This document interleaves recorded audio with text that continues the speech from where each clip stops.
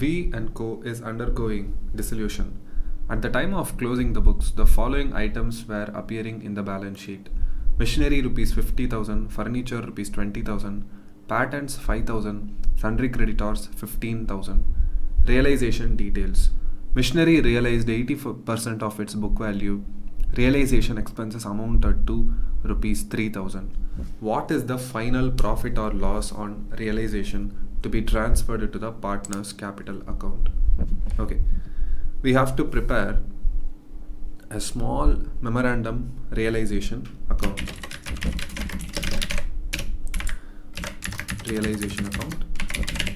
First, let me quickly construct how much the assets would have been in the original balance sheet that will be transferred to realization account, and the liabilities will be transferred to realization account.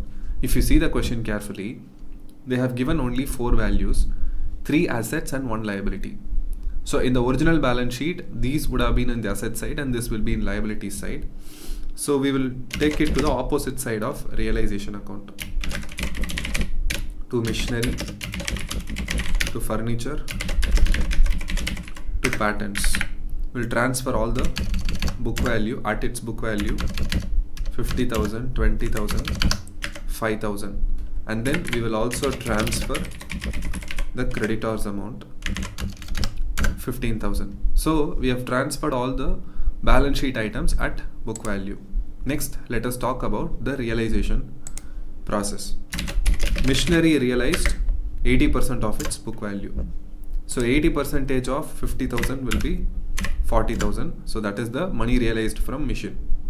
And then they have said realization expenses amounted to 3,000. Realization expenses amounted to 3,000. So I'll book that as here, 3,000 expense. Now, the question has not said anything about furniture, patents or creditors. So the first thing we will do is we have to assume that the creditors have been compulsorily paid. You cannot proceed to calculate realization gain or loss unless you compute how much the creditors have been paid. The point is, unless we pay our creditors, the creditors won't allow us to dissolve our firm. So we have to pay off the creditors at its book value. Whatever is the book value, we have to pay off. Because they haven't said anything about how much has been paid to creditor, whether we have paid like 16,000 or 17,000, or the creditors were okay with the 13, 12,000, nothing like that. So we have to assume that it has been paid off at the book value itself. Next, what about furniture and what about patents? The rule is regarding tangible assets, if the realized value is not given, then the realized value is equal to book value of the asset. Next, with respect to intangible assets,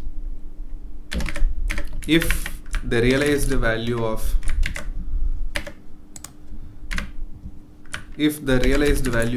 asset is not given, then the realized value is 0 value, or the intangible asset has not realized anything. This is the rule here. So just to test us this rule, the question has been created. So regarding furniture is a tangible asset. They told for machinery it realized 80% of its value, but furniture they haven't told how much it realized. But furniture is tangible asset, therefore we have to assume that it realized its book value, which is 20,000. But regarding patents being intangible assets, the question doesn't say how much we have realized about patents. Therefore, patents realized nothing. Debit side total is 93,000. Credit side total is 75,000. Therefore, the realization loss will be